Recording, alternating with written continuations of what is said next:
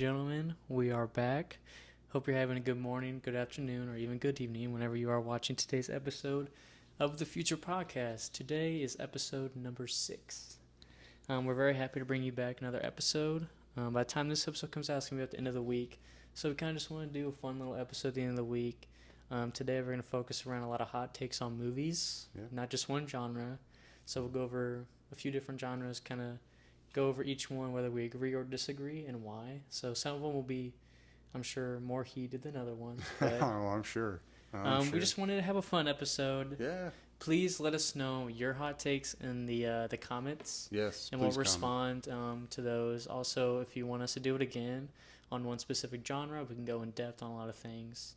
So this one is just a fun episode for the fans to kind of just see if they agree or disagree with what we're saying, and we'll see how this goes. So this is my list. I did a little bit of did some homework over there. A little bit. One of them, we'll go from top to bottom. They're not in any order whatsoever, so just bear with us. These are just, I kind of just did them whenever I saw them. Just kind of like continue to throw us off. Yeah. And kind of get us in a topic. Yeah. Exactly. There you go. So today for the first one, it's gonna be, this hot take is Guardians Volume 2 is the best MC movie. Without a doubt. That's what the hot take was. So that one's tricky because, I mean, if you ask Dad, I love the Guardians movies. I have all 3 records for all 3 movies. Yep. I don't think it's the best MCU movie, but it is one of the best. It is a great sequel to a great first movie. Very emotional movie throughout, especially at the end. You saw Yondu finally become the hero. I'm Mary Poppins, y'all. Yeah. So it's a very good movie. It gives us a lot of background on Quill, so it's very good. So I think it is one of the best, but I don't per se think it's the best. It's not number one over everything that they've done so far in the MCU. I will absolutely say it is not the best movie. I really, really liked all 3 Guardians. Oh, yeah, they're meshed perfectly. You know, I wasn't sure how I was going to take the first one, and I mean, 30 minutes into it, I was already ready for the sequel. It's just the way that James Gunn, we always praise him throughout the podcast. He did it perfectly. Because Guardians of the Galaxy, when it came out in 2014, it was such a strange movie to come out. Mm-hmm. It's like, okay, clearly it's what they had left, that they had the rights of at the time. Yeah. But James Gunn took that to have it stand out in its own unique way. Man. The music alone has brought fans in. The music is, like he said, he's got all 3 on vinyl, all 3 soundtracks. Like, I'll just throw one on because it's just good. It's good music. But I will say that I would go as far as to say it's probably one of the top trilogies in the MCU. When it comes to trilogies, it's definitely up there. Overall, superheroes in general, like look at trilogies, complete trilogies. Yeah. It's definitely up there, I would say. MCU, it's probably top 3 trilogies. But that's not the question. Best MCU movie of all time. No, I will say, first hot take we're gonna disagree with, but not saying it's a bad movie by any means. But you're comparing it to something like Endgame and Deadpool versus Wolverine, and it's hard to say. Civil War, exactly. Winter Soldier. Like you're comparing it to a lot of. I'd say Winter Soldier, the first Iron Man, the first Avengers. It's hard. It's hard to say nowadays what's the best MCU movie because you have so many different times when fans come into the timeline. So I mean, me growing up, whenever MCU first started, I was really young, so I saw Iron Man, Hulk, First Avenger, Captain America, Thor, the first Avengers. So it's hard to say which one's the best, but but that's what makes the MCU so good. Everybody has they're all so good. It's hard for you to say what the best one really truly is, other than which one made the most money in the box office. Like, that's how you could only truly say, well, technically, I guess this would be the best one. Did you hear Deadpool finally surpassed Barbie on the box office? I'm not surprised by that, but that was awesome. Took really a little longer than I guess I thought it would take. This next one is going to make Dad very mad. Oh, no. So it's a Star Wars hot take. You don't want to see me when I'm angry. We're not the biggest Star Wars fans, and that's why I don't talk a lot, because I guess you could say, I'll admit it, I'm a mediocre fan. I pay attention to the media and stuff, but I don't have every single Star Wars thing. I haven't watched everything Star Wars related, but I'm still a fan and I enjoy it. Yes. This one is Star Wars The Last Jedi is the best Star Wars movie. But this is... You're going to my era. Nope, wrong Last Jedi. It's the second one that they made with whenever Luke finally came back. So this is number 8. Okay, well, Because it's the one right after no, it they is not. rebooted. So No, it is not. I saw that one. I immediately smirked. I was like, Dad's going to be so mad when I say this one. So not the original Last Jedi, You which tell is by my very body good. language, I'm upset about that one. I'm gonna break So something. we both clearly are going to disagree with this, even if you Yes. watched previous episodes. I would say my favorite is clearly episode 3, and I've talked about that before. Yeah. The music, the final battle, the scene, literally the fallen angel is what Anakin is, and they compared that, like, even Yeah. the writers are like, that's why he has that scar right there. He's the fallen angel, and that's such a powerful message. That's why it's my favorite, also my childhood. So Yeah. a little bit of favoritism to that one, but I mean, all the first 6 clear the new ones by any day. Oh, day and By night. daylight, it's clearly there's no competition. So don't know what kind of a special powder that person was sniffing that day, but that Last Jedi is not the best Star Wars movie. I guarantee you that opinion comes down to what generation they're from. I guarantee it, yeah. You know, and that's not to say anything bad. No, but I wouldn't say it's the best one. You can say you like you it. know, I mean, come on. They totally turned that franchise into garbage, in my opinion. It was just a rinse and repeat, and they did it with worse characters, and some of the actors are good. This is not but the good Star Wars you're looking for. yeah, that's pretty much how I felt. I didn't even watch that one in theaters. I watched it on Disney Plus when we first got it. That's the first thing I watched. And I was like, wow. See, when you start waiting for stuff to come out so you can watch it basically for free, that should tell you something about your franchise. It's not good. No, it's not good. So if y'all agree with that one, which I'm sure a lot of you will, even the younger fans, let us know how you feel about that one, because I know that one, Star Wars right now, is really big on controversy and stuff like that. So let us know if you agree, disagree, and what your favorite is, because I'm interested to see what people's... It's really interesting. Any of these, if you agree, disagree, let us know, because there's a lot of big ones from my generation, his generation, current, in between. So there's not like one category and that's it. So let us know how you feel, and if there's a hot take that you really like that you want to share with us, let us know, and I'll respond in the comments. Best Star Wars is the OG, the episode 4 Star Wars. It's hard. That's the best one. It is truly the best one. But Star Wars will always be that way. It's always going to be the different generations. That one is so diverse with its fans, and it's always going to be an ongoing battle. Oh, yeah. But this next one, I know you really like. Indiana Jones and the Kingdom of the Crystal is good. The Crystal Skull is good. It is good. I love all the Indiana Jones. I love all of them. If you're wondering what I'm looking at, I'm not dozing off into nothingness. I'm trying to find my Indiana Jones movies because they're somewhere in there in my collection. They're in here somewhere. Yeah, we're both looking for them.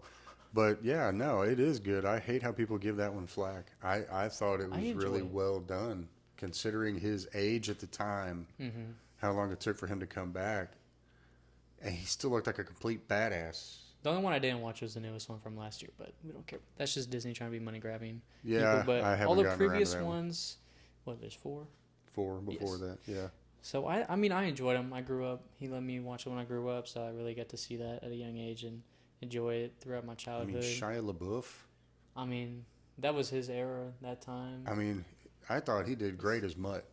Because I agree, it is a good movie. It's fun to watch. It's one of those movies where you have to go into it being like, this is a fun adventure movie. Yes. I'm not expecting the deepest plot movie of all time. It's like, it's going to be fun. It has a good plot to it. It has a reason why it's happening. So sit there and enjoy it and take it in. That movie will forever make anybody terrified of giant anthills. I still remember that scene to this day. It is terrifying to watch that. They did so good on that scene. It's like a lot of movies I just love watching any Harrison Ford film, in all honesty, but I love when he gets certain characters like Indiana Jones, because he is a little bit comedic. There is a little bit of comedy timing in Harrison Ford like that is more, comedy. More so in Indiana Jones, especially with those old school fist fights that he gets into, and those are iconic. Those movies are just so entertaining. Like, it's one of those movies where it was made a good while ago, but you can still look at it now, and it's still better than a lot of newer movies that are still coming out. Oh, absolutely. So those are one of those franchises that I'm kind of disappointed Disney made another one. It would have been different if they tried to do something like a spin-off of it, but I don't think they should have brought them back, because then that ruins the reputation of the other 4 in my eyes. But before we go in that deep dark hole, the next one I feel is been a very known hot take. It's a Christmas movie. This hot take is Die Hard is not a Christmas movie. So I'm going to go ahead straight off the bat. I'm going to disagree with that because it's literally based in Christmas time. So how can it not be a Christmas movie? There's different genres of Christmas movies. You have Home Alone and then you have Die Hard. Right. So anything can be a Christmas movie, but there's different genres. But so you have to, most people ask the question, what defines it as a Christmas movie? Mm-hmm. And, some people will say just the fact that it takes place during Christmas makes it a Christmas movie.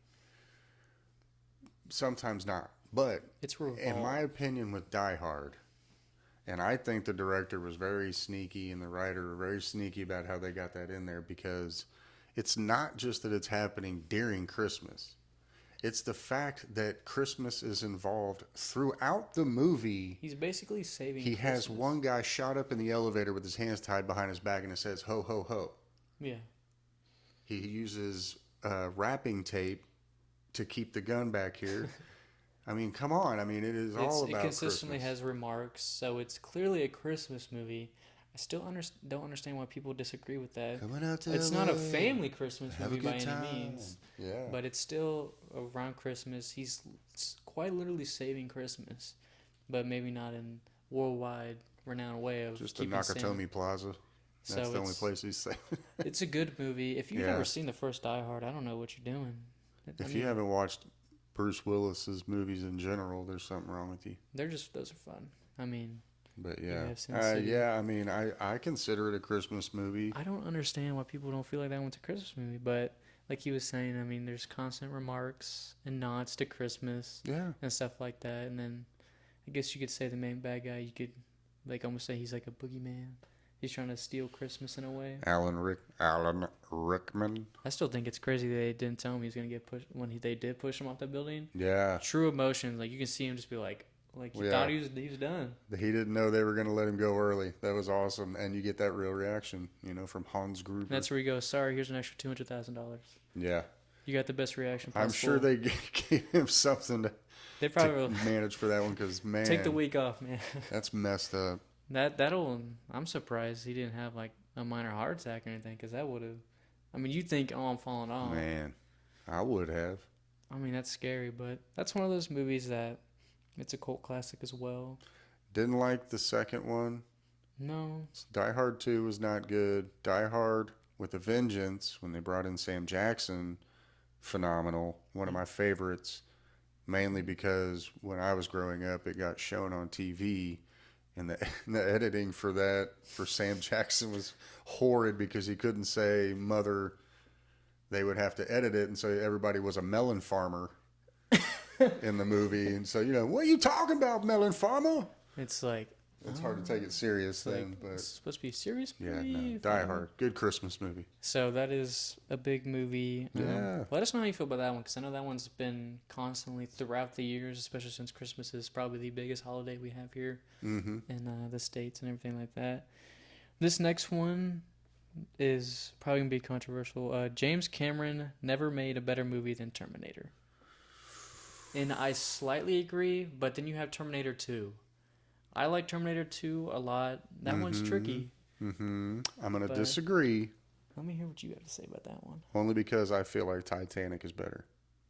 Oh, yeah, I totally blanked he made Titanic. See, that one's a tricky one. Only because... He's made a lot of movies. I really enjoyed the actual story, not just the movie itself, which I did enjoy the movie itself. Saw it in theaters a couple times when it came out back in 97, but I truly enjoyed the story of the Titanic itself, and we actually have ancestors that were on the Titanic. The female made it, the male didn't, clearly, because they were, I believe, about third-class passengers, so those men kind of just had to sit there and die, basically. But they were trapped in it. I would say Terminator's 2. I would say Terminator's 2.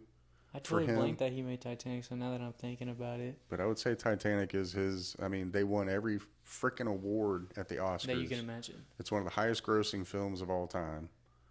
Celine Dion, with Her Heart Going On. Her biggest song, probably, to this day. I won't make fun of her, because she's actually doing pretty bad right now. So.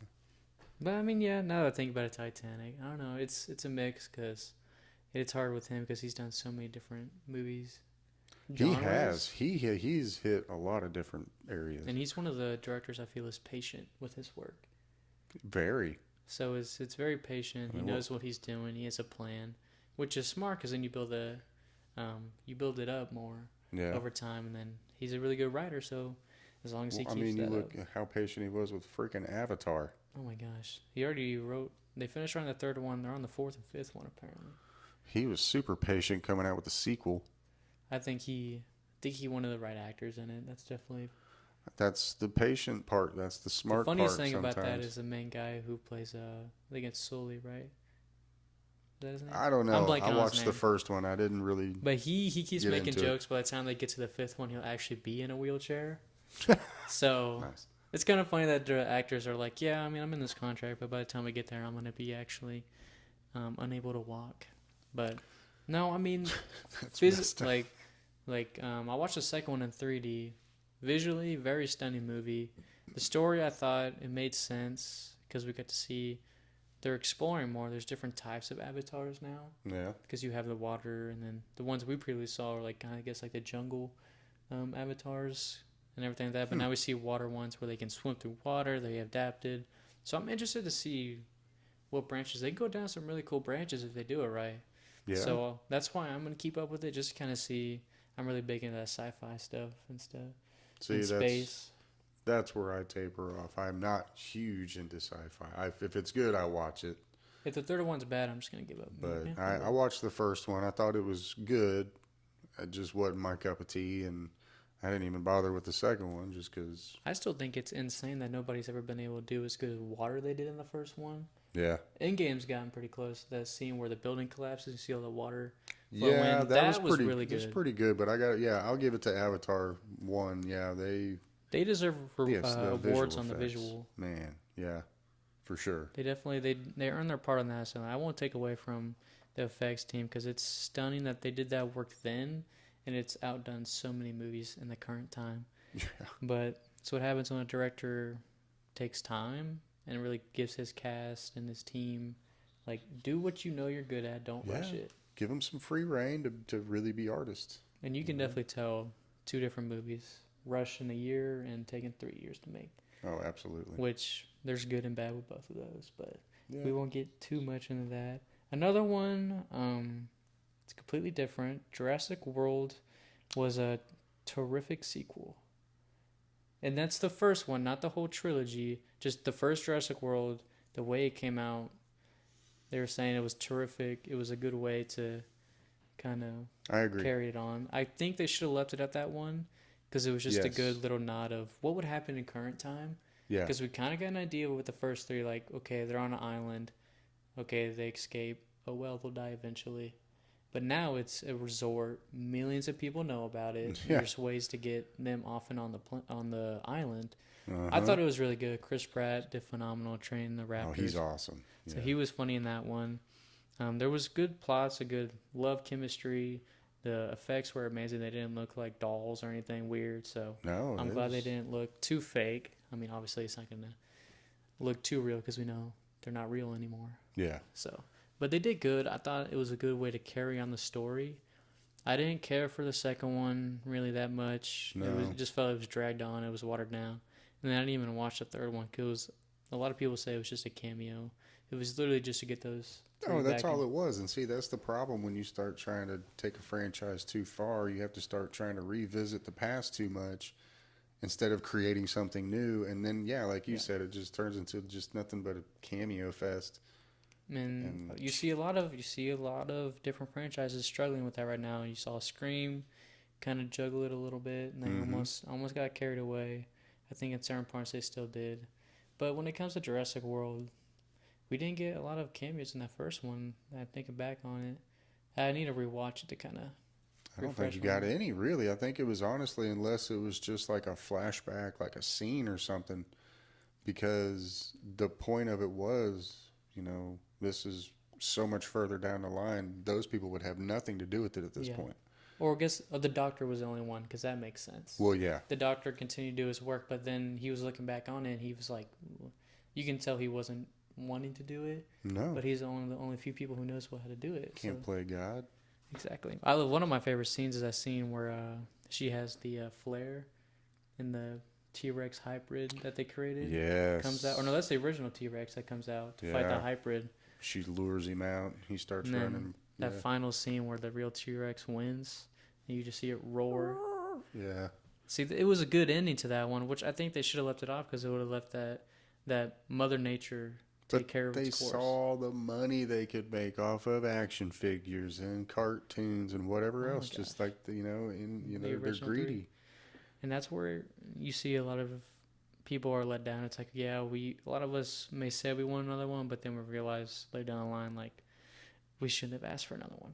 No, it was literally, I think kids are about the only people that enjoyed the last couple. Two, yeah, just because it was dinosaurs screaming around. Yeah. But that one, I think I agree with that one.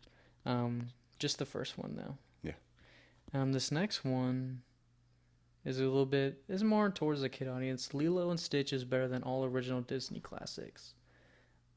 No, strongly disagree. I disagree with that one because a few more come to my head. I mean, there's other ones that are in the same era that are better than Lilo and Stitch. It's a great movie, but I don't think it's the best of all time, beating the classics. Because you look at those first few classics they made, I mean, they just developed even more from it. Yeah. I mean, you got the original Snow White, Sleeping Beauty. See, how can you say that it's Cinderella. better than true classics? But even then, you had other 101 Dalmatians, Beauty and the Beast, you had Aladdin. I'd take Beauty and the Beast. You've got all these classic Disney movies that have ever come out. But like I was saying, even at the time Lilo and Stitch came out, you had other things like Toy Story, that started coming out. And it's just like... Well, that one was Pixar. That's okay. Well, but they're Disney affiliated. Now they're Disney. So I guess now you can look at it. But when it comes to Disney classics, I take Beauty and the Beast over it. Because that one's such a great... That's a darker... A lot of the original ones are pretty dark once you look at them now. My favorite one is dark, but it's a one that most people don't even remember, and that's The Great Mouse Detective. Oh, yeah, you always talk about that. That was so good. It's hard to say it's better than the classics because there were so many good classics. You would like that one. It's basically it's a mouse Sherlock Holmes. Me and Hunter like this one. It is so good. But better than Lilo and Stitch. I take Beauty and the Beast over it. So I'm just gonna have to strongly disagree. I read that one and I was like, it's good. It's a really good movie. Don't get me wrong. I'm not saying it's bad in any way, but it's hard to say that one's the best just because it is a little bit more out there, but it is the fun alien movie, so it's different from you can say it's different, and it's a good type of different. Completely. It stands out in its own way. It's unique in a lot of ways, but I don't think it's the best. I wouldn't call it the best. This one, I like this one. This one's completely different. It's on our thriller movies. The ending of Signs makes sense. How do you feel about that one? Well, it does, but like we've said in the past, I almost went Christopher Walken. It does, but the fact that in so many movies the ending is so hard to get. It's the hardest part. Even for the best writers, sometimes the ending isn't just that great. And I feel like it kind of maybe got rushed because... It getting rushed, I think, is what ruined it, and he didn't have a big budget, and the alien kind of looked like crap.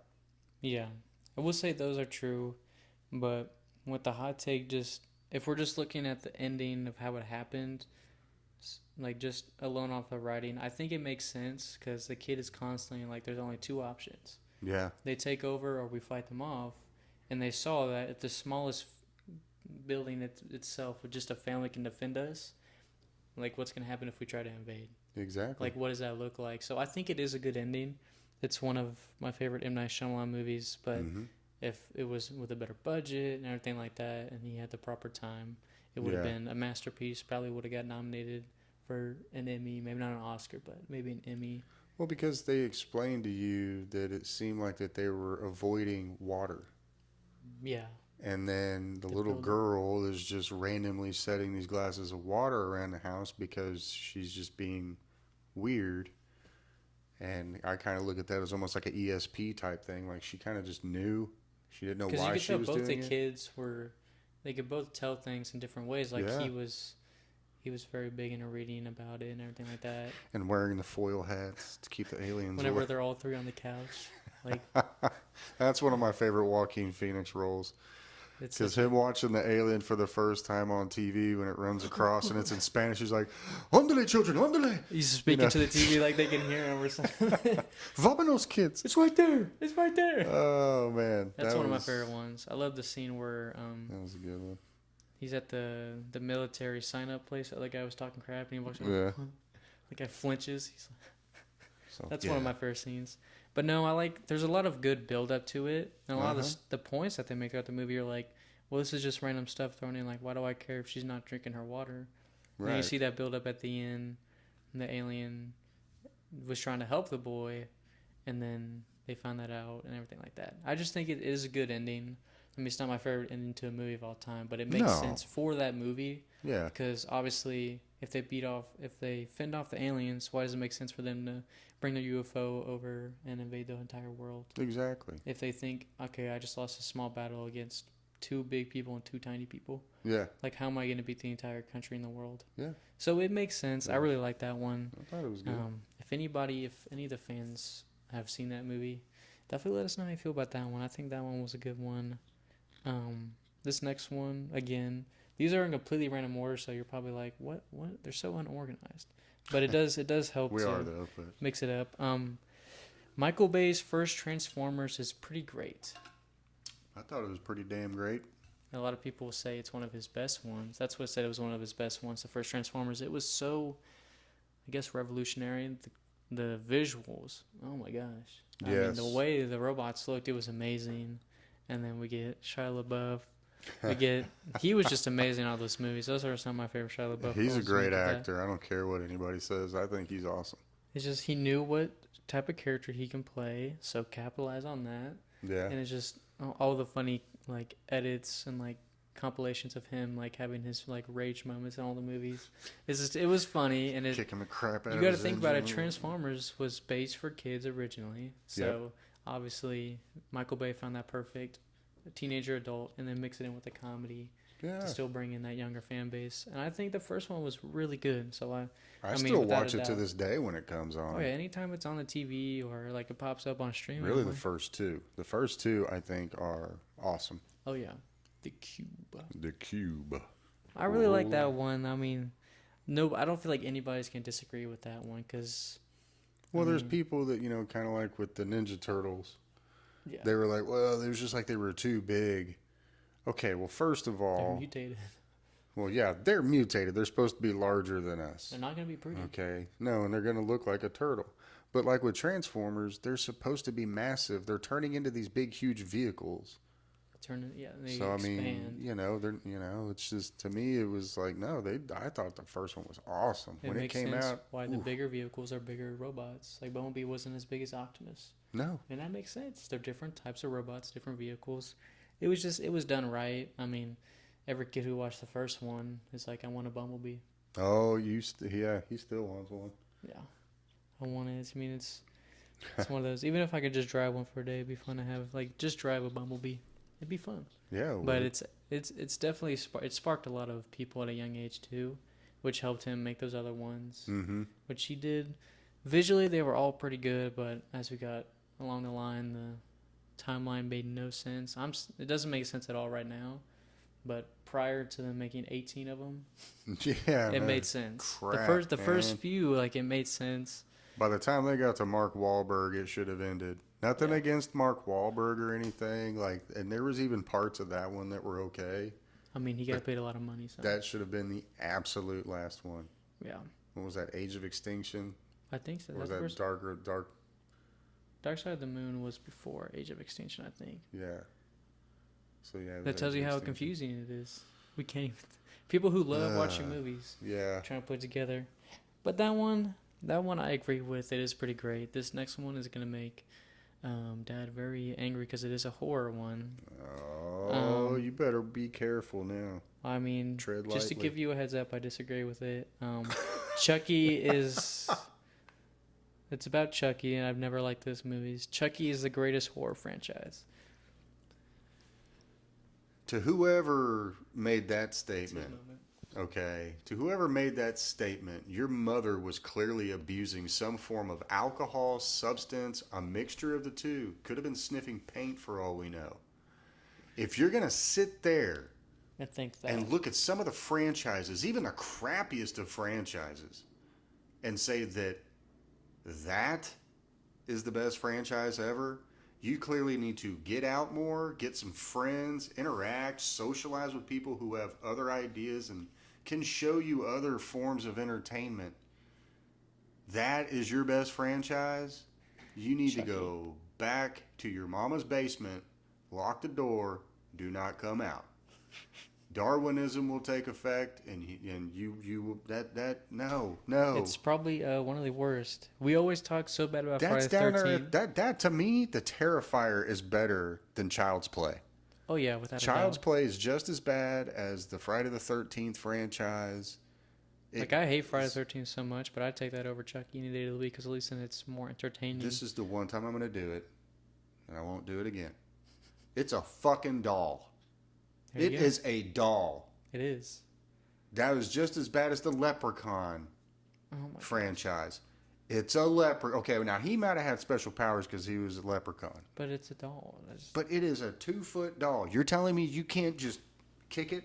Like, put it in like a metal cage or something. Do something. Put it in a cement, bury it in cement. It's done for. Anything. It's a doll. Because it's. Oh, that was the worst franchise ever. Okay, rant is over. We both hate Chucky very much. I'm sure a lot of people will agree with that. I just never saw the point in it. Obviously, horror, you can touch on a lot of different things. Like, obviously, Freddy, Jason, Michael Myers. It's like you can touch on stuff that isn't happening, but you can make it. It's a simple fear that you can spark.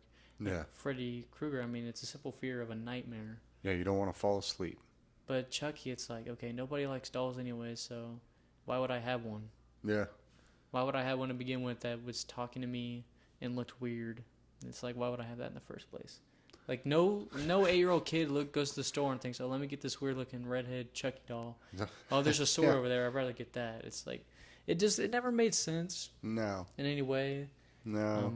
Maybe if it was like a family heirloom and it looked cooler, like if the doll was actually a family heirloom that like stayed within the family, then it would make sense of why it's possessed and stuff like that. But it's just a random one. Because the way it starts is the guy who is in the factory dies and possesses a doll. Yes. Why would he want to kill people if it's the way he died? That doesn't make sense. I guess out of spite. I don't know. It doesn't make sense. He's like, let me take it on this poor kid who didn't force me to work there in that factory, getting paid $3 an hour, so I died. It's his fault. Yeah. It doesn't make sense whatsoever, so that's why I don't. That franchise is so terrible. It is so terrible. The show is stupid. Yeah. Never think about it. But the next one is a better one. Okay. I mean, I disagree with it, but it will be a better movie. Home Alone is one of the most annoying movies made, and I disagree with that because you have to realize the main actor is what? He's like 9, 10 in that movie? Not even. Not even. He's like 8. He was like 9 or 10 in the second one. But it's not annoying. You have to realize what you're watching. You're watching a kid's movie. It's made for kids. It's a child's movie. It's a family movie. It's a Christmas movie. It's not supposed to be. I don't think it's annoying. The third one, after they stopped with the first two, then those got annoying after the fact because they were trying too much to be like the first two. Yeah. But the first one, because it was the first Home Alone, that one is a good movie. It's a great family movie. We watch it every year for Christmas. It's funny. Like you said, the main actor is a child. He's not going to be the best actor in the world. No. It's going to come off cheesy. It's supposed to be cheesy. That's the point. I think it was just fine for what it was. And all the adult actors were good in it, so it helped have that balance. Yeah. To kind of like take away from... Joe Pesci, come on. I mean, phenomenal in that movie. Both of them in that movie. The first two, they're funny, but I don't think it's annoying. So, I mean, obviously we're going to disagree with that one, mainly because it's a part of both of our Christmas times every single year. Absolutely. But when it comes to Christmas movies, they're going to be more cheerful and stuff like that. But, I don't know. With the next one, I agree with this one a lot. It's that The Village is M. Night Shyamalan's best movie. He's got a lot of different movies, so it's hard to really like you can say some are better than others, but when it comes to the best ones that at least I've seen, Yeah. I definitely think The Village is my favorite. If not, it's a close tie with either The Sixth Sense or or Signs. It's hard because The Village is a very good story of what would happen in that scenario, and I don't want to spoil it obviously because it's such a big twist in the movie. Like first time I watched it, I was like, "What is going on?" Yeah. Like I mean, that one is one of my favorite twists in a movie at the very end. movie's been out a while. Most people should have seen it by now, but I don't think it would be a spoiler alert. We might as well just say it. The Sixth Sense, that one is the biggest spoiler. So that one we've already said we won't tell. But this one with the village, the whole point is someone's sick in the village, so they tell the main actor, the main girl, to go get medicine, and then throughout they're trying to, the village themselves is trying to find ways to get her not to get out to the village, to get out of the forest and stuff like that. At the very end, she finds out that she's living in modern time, so it takes place in early teens, like 2010, 2011. Yeah. Right? So it's in the 21st century. So she finds out that they've been living a lie this whole time, and we think the entire time we think the movie's based in the 1800s, Yeah. like early 1900s, late 1800s, because they're living off the land. They had no technology, so you think, okay, so they're living in the past. Basically This is a Amish. history movie, Yeah. pretty much, like even older than Amish, currently. So she finds at the very end that like the whole village has been living a lie, and I think that's why it's one of my favorite movies because it's such a simple twist, Mm-hmm. but they don't tease it at all. No. They just make it seem like there's demonic creatures that are tormenting this village, but it's really just the elders trying to keep the young people into the village, so that way it stays their little community and stuff like that. Yeah. But it's a very good movie. I definitely think if you've seen it, you agree. If you haven't seen it, well, it's been out for a very long time, so I don't know what to tell you at that point. But it's a great movie. I really enjoy it. Oh yeah. Without a doubt. I like all his stuff. I really do. M. Night Shyamalan's probably one of my favorites. Oh yeah. I know that's why y'all got hooked on him. Sixth Sense is still, that's my favorite by his. That one's a hard tie between the two. It's tricky, but Yeah. I definitely like that one. The next one is another phenomenal director. The Prestige is Christopher Nolan's best movie. Man. I mean, we all know why we're going to disagree. You can probably see the poster in the back left behind me. So we know why I'm going to disagree. So I'll let you go first and see what you The think only about reason that. I'll disagree is because of what Heath Ledger did in The Dark Knight. I mean, yes, Christian Bale is what? He's actually in both of them. Yeah, he's in all his good ones. And he was phenomenal in both. I loved Hugh Jackman and Christian Bale in The Prestige. Don't get me wrong. It is a wonderful movie. It is a great watch. You talk about an unbelievable revenge story. And you know me, I love a good revenge story. But I don't know. I think with The Dark Knight, it just felt so much more epic. Yeah. And there's also other good ones. I mean, you have Inception. Yeah, Inception's a good one. And that one, I take Inception over Prestige just because I like puzzles and stuff. I've always grown up liking puzzles and brain games and stuff like that. Trying to solve the mystery. It's really what it is all the time. It's just a lot of brain like power and stuff You like really that. got to think when you're watching that one. That one I like a lot, so obviously I have a lot of bias towards that. But, I mean, it's definitely still a good movie. Christopher Nolan's a phenomenal director. Absolutely. Great work, without a doubt. Like, there's never any time I watch this movie. I mean, even his most recent work, Oppenheimer, it's like it's all phenomenal. It's like you take something so historically, like, one way, and then he just impacts movies that way. I think when a director can, like you said, take something that is something most people are familiar with to an extent, but still make it interesting, still make it good, better, if you will. That's pretty impressive to me. Because when I found out he's making a movie about the atomic bomb, I was like, so it's just going to be about the creation of it, but I mean, you look at the movie, you go in depth on how it impacted the people's lives before, during, and after. Yeah, So exactly. he took that level, he stepped it up, and was like, let's make it personal.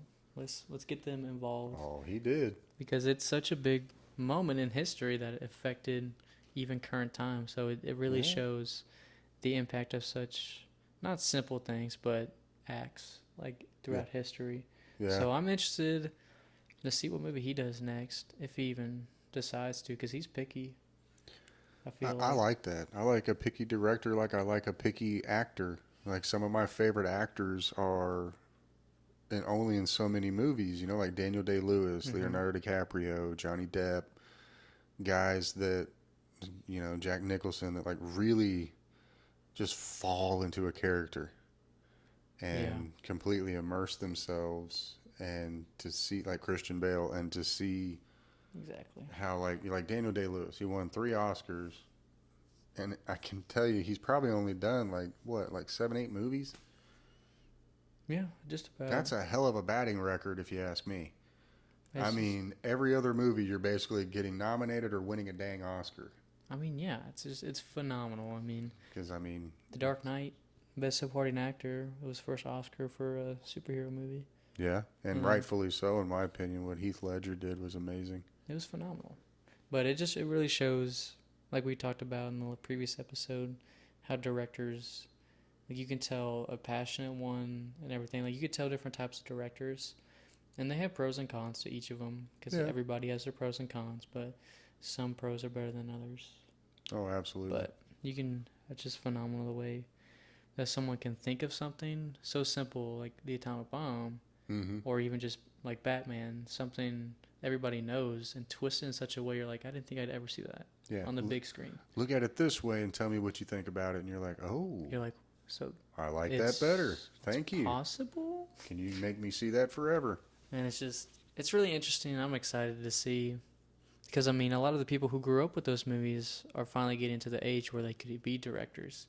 So Mm-hmm. I'm interested to see in the next 10 years what movies come from all of these big directors' movies, like the early 2000s, late 2000s, the amount of people that are in that bracket that are getting close to the director stage and everything like that. It'll be Yeah. really interesting. And I'll put him out there as one of the top directors of his generation. Oh, yeah, without a doubt. Later down the way, he'll be like what my generation looks at Martin Scorsese. Mm-hmm. We're like, oh, it was a Scorsese film. It's going to be good. And then you're going to be like, you wish you could have seen that in Or like theaters. Tarantino. Like for me, Scorsese and Tarantino, if Mm-hmm. those two directors are coming out of your mouth, I'm going to go see that movie. Yeah. Without anytime I hear Christopher Nolan, I'm like, okay, so I'm watching an opening night, basically. Yeah. It's like I don't even need to watch Yeah. the trailer. I know it's gonna be good. But the next one is switch up again. We're going back to comics for this one. Uh-oh. This one made me a little mad when I read it. It said Ooh. Tony's death was not a heroic end, What? which made me clearly. I think they were just going to get people mad, but the whole point of what he did was because in the first Avengers, when him and Captain America argue, they both basically what they said to each other comes true in the movie. He told Cap, "You're nothing. Everything special came out of that you have came out of a bottle." Yeah. And then he winds up picking up Mjolnir. Well, if you didn't know, it happened pretty long ago, so that's not even. You have to know by now. And also, it is Jesus. pronounced Mjolnir. So if you know how to say that, Mjolnir. it's not Jonathan. Mjolnir. So It's not Mjolnir, Jonathan. whenever Cap picks it up, he proves that he's worthy Yeah. and that he has a good spirit and everything like that, and he does everything for the right reason. Yep. And then he told Tony in the first Avengers, "You're not the kind of guy to lay it on the line," Yes. because Tony always finds a way to get out of every situation. Yep. But at the end, he realized there's only one way out of this. Doctor Strange gave him that finger. Yeah. It's like, you know what the one thing is, and he was like, oh. You can see that on his face. He goes, Well, hell. he's like, well, know what I have to do. So we both clearly disagree. I think everybody will disagree with that. I don't know what they were thinking, how that's not a heroic end. That's the most He literally heroic thing you can do is He save saved the universe. by sacrificing his life because he realized. Are you going to say Deadpool is not heroic for what him and Wolverine did? No, they're definitely heroic in their own way. Exactly. But it was probably hell? that's probably the most heroic way you can go out is sacrificing yourself for the entire universe. I mean, typically, yeah. I mean, you think about heroic, you think about saving a town or a city. I mean, He overdid it. He set a standard. Saved them all. Saved a standard. Brought back. No, he didn't bring back everybody, but he saved everybody that came back. But he saved everybody that came back. That's pretty damn heroic in my opinion. So I don't know what they were thinking. They weren't thinking. That was the problem. I don't see how that one can't be heroic. I mean, I don't understand that at all. The effect that it had on everybody after he did it just shows how heroic it was and everything like that. I mean, and to have everybody kneeling on the battlefield watching him die. I was upset they took that out. That's one of the most heroic things you could see. Mm-hmm. I mean, to see Captain America what part crying. Wasn't heroic? I want to know. You saw I Captain want to know Thor who crying. came up with that. I don't know. It was some of these people need to go get their head scanned. They definitely do. Something wrong with y'all. So I'm sure everybody in the comments will agree with that one. There's no way you don't agree with that one. I don't know. Like I said, there's something wrong with you then. But other than that, we'll get on the next one and lighten the mood a little bit. Lighten up, man. The first Percy Jackson movies had potential. Percy Jackson and then didn't watch any of them. The Sea of Monsters. So I'm gonna let him take this for a minute. Those growing up with those movies, they actually were planning to do a whole franchise like Harry Potter, but they didn't get the traction that they wanted. But that first Percy Jackson movie was a great, groundbreaking movie to me because it takes the fine line of a book and a movie and mixes them perfectly with reality. Because obviously Greek mythology is very well known, and obviously should be anyway. So they're above a lot of things. Everybody knows about it, but not a lot of people know about Percy Jackson. And they're phenomenal books. The show I think is decent, not better than the movies. I like the movies more than the show, but it's usually how it works out. I like the build up of it. That he doesn't immediately. We don't jump into it, and the show does well with that too. We don't jump into it and they immediately have the powers because he's very young. He's a demigod. So he goes. I remember you watching him. I just goes to Camp Half-Blood and he learns to develop that stuff and everything. So I don't know. It depends, but I think it's a very good movie. I just think with a name like Percy Jackson, everybody's expecting like a Snoop Dogg movie or something. It just doesn't sound like what it is. Yeah, but it's just I don't know. The name always threw me off. But I mean, I really enjoy those movies. It's very good. I definitely think if they had a whole series, it could have been really well. Because like Harry Potter, we see him grow up and mature and stuff like that. Yeah, that's the thing though. If you want to get yourself a franchise, you get that first one has to it's just got to knock everything out of the park, man. And that was a tricky part because it's two completely different studios. Because it was still Disney when they made it originally with Percy Jackson. Yeah. So they're more kid related than more like teenager. Because Harry Potter, the first one or two was obviously towards the kids, but then they knew people were growing up, so they matured the movies a little bit. Obviously not rated R or anything, but it definitely did good. So that was Harry Potter dropping F-bombs. What is going on? That would be interesting. But I think that one had a lot of potential. They could have done so much with that, and I think the show, if they continue to do it the way they're doing it, it can have a lot of potential, maybe even spin-off movies. Because they're being very true to the books and everything, which I like, which is good. And we'll just see how they go forward with that through time. But the next one is touching on horror again. Yeah. Halloween should have never been a franchise. I totally agree. 1000%. I think it was a travesty that when he walked away from that, after the first one, just went into the gutter. It should have stopped because when that other writer came in, it just ruined everything. John Carpenter's a genius, and like we were talking about on the last episode, I understand why he came back because he said, I want to finish what should have been the sequel to my original Halloween. Yeah, make it make sense, basically. So that's fine. I understood why the last couple got made, but it was everything in between. Okay, terrible. We did not need Halloween H2O. We did not need Halloween Resurrection with Busta Rhymes. Trick or treat, mother lover. Some more TV editing that I used to watch as a kid. Mother trucker. It's just, it's just... It wasn't good. They were terrible. It was horrible, and it ruined one of my favorite horror movie characters ever. But Rob Zombie fixed all that. We had that conversation too. Anybody want to argue about that in the comments? Feel free. But no, it should have stopped in 1976. And if John Carpenter wanted to pick it back up 10 years later, I think we would be having a different conversation right now. Yeah, I I think think so. had the studio not tried to, make its point and do the movies without him, and they just kind of let him have a year or two off and then tried to rework a deal, I think the franchise would have been completely different. Michael Myers is one of those characters.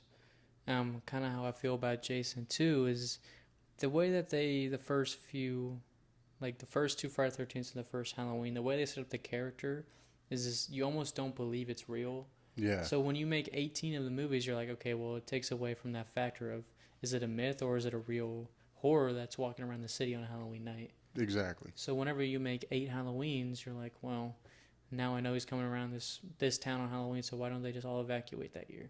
Yeah, Like if you evacuate, then it takes away from it. So it brings that factor into it. It's like, well, it's taken away from the fact that it's a movie, and we get to go in there expecting this once every 6 years. They shouldn't be making these movies every 2 years because then no, it's a rinse and repeat. Especially in horror, it's tricky to make a franchise, and a lot of those characters aren't meant to make franchises because they're based on no. basic fears and they feed on you and stuff like that. So that's how I feel they ruined Freddy Krueger as well, as they try to make too many Oh because yeah, it was that time in the decade. like the first. Everybody will say the first three just because number three is the Dream Warriors, and that's the cult favorite. Yeah, I think that's more based off just like the soundtrack, but yeah, that's how a lot of movies I feel are based off this day and age. oh yeah, But horror is tricky that way. You got to be careful. I mean, look at you Jordan do. Peele. He's such a smart person that he looks at these 3 movies he's made and he hasn't made one since because he doesn't feel it's right to add to his director um, portfolio and affect it in a bad way. So when we got Get Out and Us, we got them pretty close, but then we waited a little bit and then we got Nope. But they're all so unique in their own ways. It makes you go, okay, take your time, Yeah, please. develop the story you want to develop, and if it's not right, we'll wait. Yeah. Because when you do horror, it's a completely different game. I don't mind being patient if I know the payoff is going to be worth it. Exactly. And that's a lot of the reason why, I'll kind of do a little quick kickback why I'm such a wrestling fan is because I'm a huge fan of long-term storytelling. Oh, yeah. I love a storyline in wrestling to last 6 months to a year before I finally get the match that I want to see. Because if it's done right, It's the build-up. oh my God, do you feel so amazing when you finally get what you want, instead of just, I mean, you look at Cody when he finally won the belt. yeah, They built that up for so long. A lot 2 of us knew it years. was going to happen, but even when it still happened, you can't say you weren't emotional seeing him in that ring finally getting the title Finally got it for his family daddy. name. So Got it for his dad. it builds up a lot, and that one's a little different, obviously, because it's not a movie and they Right. have a little more wiggle room. But it applies to every media Yeah. outlet. It's when you build something more, it definitely affects it a lot. Quality, not quantity. Always, yes, I can't agree even more with that. The next one I know you'll really like. Avatar is overrated. I think it is. Just, I have to agree. Not that I it's the first one's terrible by any means. Definitely don't think it should have been the highest grossing movie of all time. absolutely not. It's very visually appealing, but the story, I always tell Dad whenever because we just talk so much in our free time. Yeah, But whenever clearly. you're looking at the first Avatar, I feel the story is very bland. I mean, I feel like, okay, they're invading another planet, and the only reason we're there is for the rocks. And by all means, the only place where we can get the rocks is a tree where the Avatar people are. Like, Yeah. there's another way to find the rocks. There's another way to dig in there and get them. But I just feel like it's also a weird chemistry with humans trying to make love to aliens. So I don't. They're Yeah. touching hair. I find it very strange. That part, very weird. But Put your tip next to my tip and let's dock. that's pretty much what's going on. That's pretty much what was going on. Yeah, I mean, I said it earlier. I'm not big into sci-fi, That's where sci-fi gets tricky, though. but like, look at Star Wars. I love Star Wars, the originals. If it's good enough, I'll watch it. I just felt like Avatar to me was nothing but a CGI fest. Mm-hmm. And so it took you $2 billion to make this movie, and it made $3 billion. So was it even worth it? Like he So I made $1 mean, in billion, all but honesty, you look at it and it's like, so it's not like I just didn't get the big deal about it. I just truly didn't. I know I get a lot of flack for that from a lot of fans when we talk about that, but I like James Cameron and I like a lot of the actors that were in the movie. it's But to me, it just was. overrated. I felt like Lord of the Rings was much more epic than Avatar ever was. Oh yeah, we'll get to Lord of the Rings here soon. Just you wait. That's on here. Oh, So good, just you wait. good. But Avatar I think is definitely overrated. Um, I mean I'm interested to see what they do now, but it's been too long. I've Yeah, waited. It's not that they should have rushed these ones because obviously we talk a lot about taking their time, but by the time we get the fourth one, I'm probably gonna be 30 years old. It's like now I don't want to watch it because I watched the first one when I was a kid. Now I gotta wait 20 years to watch the fourth one. watch it with your So son. so it's just it takes away from it a little bit, which is the trickiest thing about media, which is probably why I wouldn't ever enjoy being a director or a writer for big movies because a lot of people want to rush you. Oh But yeah, there's a fine line that a lot of people like Christopher Nolan, he finds that fine line of finding the perfect time. You have to announce stuff. That's a big thing. You have to make an announcement. Okay, you're getting it this year. You mm-hmm. know when it's coming out. Now give me the time to write it and make it. Yeah, Which is what Marvel does very well. DC, James Gunn's finally finding that like, okay, he will. here's the blueprint of what's coming, so you know when you're getting this stuff. Yeah, Now just be patient. Let me write it. Let me put it out. And James Cameron is he does good, but he needs to find that fine line. It's also the studio. That was the biggest factor. well, The studio is studio always a wouldn't let factor. him do it early enough. I mean, me, if I was a director and they're like, you have to wait 10 years, they're like, don't even worry about it. Yeah, It I'm takes away good. from the momentum. Then It's a it's solo film now. you have to put a lot of filler and stuff like that. So it's tricky when you expand a universe too far apart with each movie. And People are gonna forget. yeah, that's what happens with a lot of stuff. But this next one, jumping back to comics once again. What are the Uh-huh. odds? All right. The original 2008 Hulk needs to be appreciated more for what it did. So that's the one with Eric Banner, right? Or is that the one with Edward Norton? Edward Norton. So Okay. that's so that one, my childhood.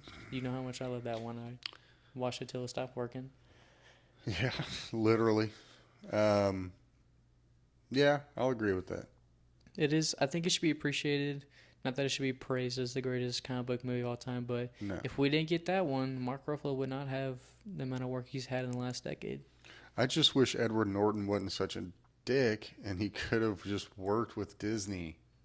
I think it would have made. I think I liked him more in the role Yeah. because I mean he's a phenomenal actor, but he did really good in that movie, and the way that Hulk looked in that movie is one of his best visual live action looks we've had throughout Yeah. many years. In the movie prior to that one, he didn't look good at all. No. He looked like a cartoon that they try to force into live action. So I didn't like that one.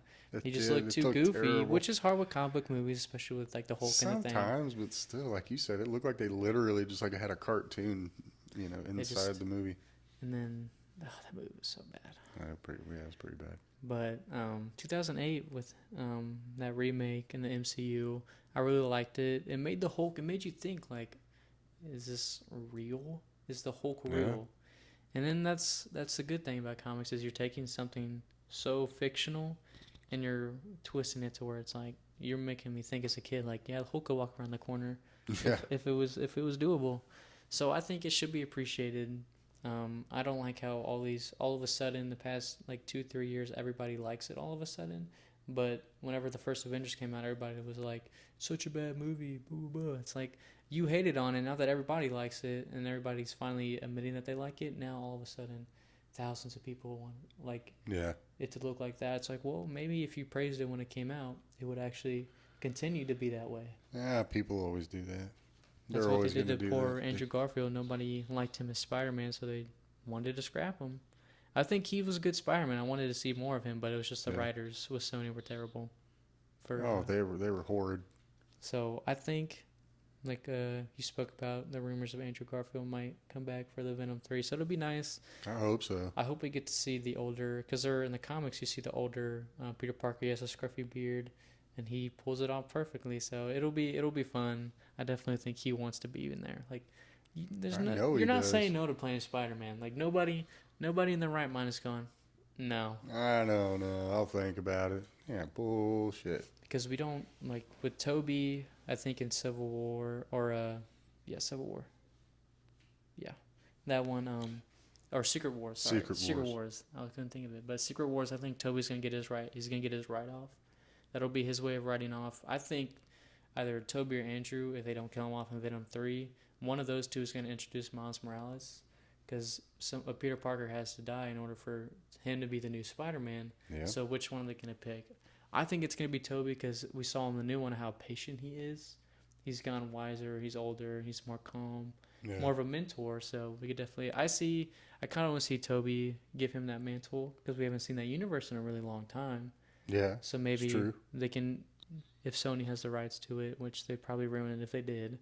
But I think if Disney has the rights to it, they can definitely make a proper Miles Morales and really get us in there and give us what we wanted for the past few years. What would you do if it was Tom Holland that gave up his spot for Miles Morales? He's talked about that. He wants to do a story where they coexist, kind of. Yeah. He definitely doesn't want to die off yet. Because, I mean, it's for any actor. I mean, if I was told I get to be Spider-Man, I'm going to have that praise and everything like that. Yeah. But I really enjoy hearing new stuff with Spider-Man because obviously he's my favorite superhero. But it's really fun to watch the interviews with him and see how he likes it and everything like that. So we'll just a waiting game. Yep. That's all we can do. That's We can't predict anything. They're so unpredictable. Wait and pray. In the MCU. And this next one is also another MCU question. I don't agree. X-Men shouldn't be in the MCU. They shouldn't be? Shouldn't be in the MCU. I disagree. Are y'all trying to just make me angry today? Because Fox doesn't have the rights, so they're not going to make it anymore. They should absolutely be in the MCU. I really enjoy them being in the MCU. They're one of the first Marvel franchises, besides